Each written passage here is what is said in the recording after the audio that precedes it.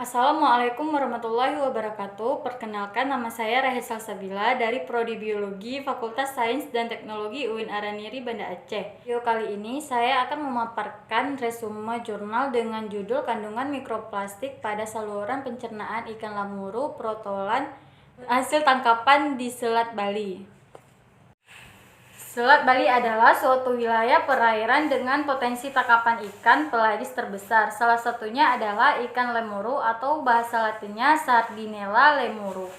Salah satu jenis sampah yang paling banyak terdapat di wilayah daratan dan lautan adalah sampah plastik. Memperkirakan bahwa 10% dari semua plastik yang baru diproduksi akan dibuang melalui sungai dan berakhir di laut. Pengambilan sampel ikan dilakukan dengan mengumpulkan ikan yang didaratkan di pelabuhan pendaratan ikan kedonganan. Penelitian ini menggunakan data primer, pengambilan langsung di lapangan. Sampel diambil secara random dan berskala sebanyak 15 ekor yang berukuran 11 sampai 16 cm. Proses identifikasi dilakukan dengan menggunakan mikroskop okuler. Perbesarannya itu 4x10. Sampel pada kertas Whatman yang telah kering dipindahkan ke cawan Petris untuk memudahkan proses identifikasi. Cawan Petris tersebut diletakkan pada meja objek, lalu diatur makrometer dan mikrometernya untuk memfokuskan objek.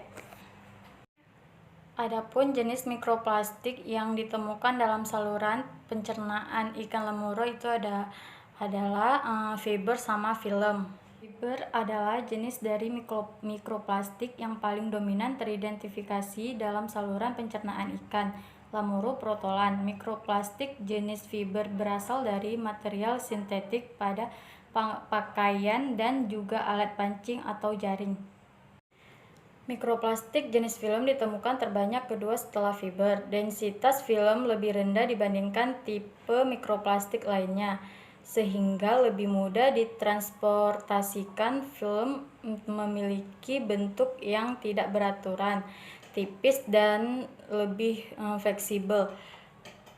Jika dibandingkan dengan fragmen, film juga memiliki warna transparan. Ditemukan mikroplastik dalam saluran pencernaan ikan lamuru protolan dapat disebabkan karena adanya beberapa faktor.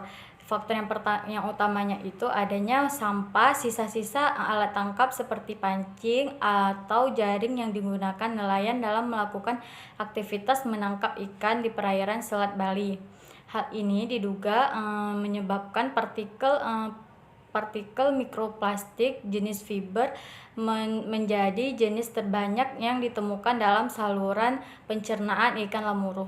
Plastik dapat bersifat menyerap racun yang dihasilkan dari bahan-bahan kimia yang ada pada air laut serta lingkungan sekitarnya dan dapat ditransfer ke dalam rantai makanan secara tidak langsung. Hal ini juga dapat memberikan dampak negatif bagi manusia yang mengonsumsi ikan tanpa melalui proses pembersihan terlebih dahulu, dan dapat memberikan dampak yang buruk pada rantai pemakanan secara berurutan. Biota yang mengonsumsi mikroplastik dalam jangka waktu yang lama akan mengalami kematian karena partikel tidak dapat dicerna di dalam tubuh biota tersebut.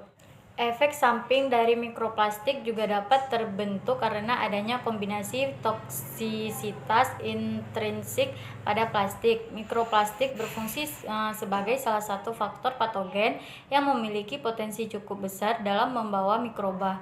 Adanya akumulasi mikroplastik pada sedimen juga dapat menjadikan biota yang ada dalam lokasi tersebut mengonsumsi mikroplastik secara langsung, dan jika manusia mengonsumsi biota yang terkontaminasi maka mikroplastik juga akan masuk ke dalam tubuh manusia. Jenis mikroplastik yang ditemukan pada saluran pencernaan ikan lamuru protolan pada penelitian ini adalah fiber 13 partikel dengan jumlah 86,67% dan film sebanyak 2 partikel dengan jumlah 13,33%. Jenis mikroplastik yang paling dominan terkandung dalam saluran pencernaan ikan lamuru adalah fiber, yang kemungkinan berasal dari material sintetik pada pakaian dan juga alat tangkap seperti pancing atau jaring kelimpahan mikroplastik pada saluran pencernaan ikan lamuru. Sekian paparan resume jurnal dari saya. Apabila ada yang salah, saya mohon maaf. Wassalamualaikum warahmatullahi wabarakatuh.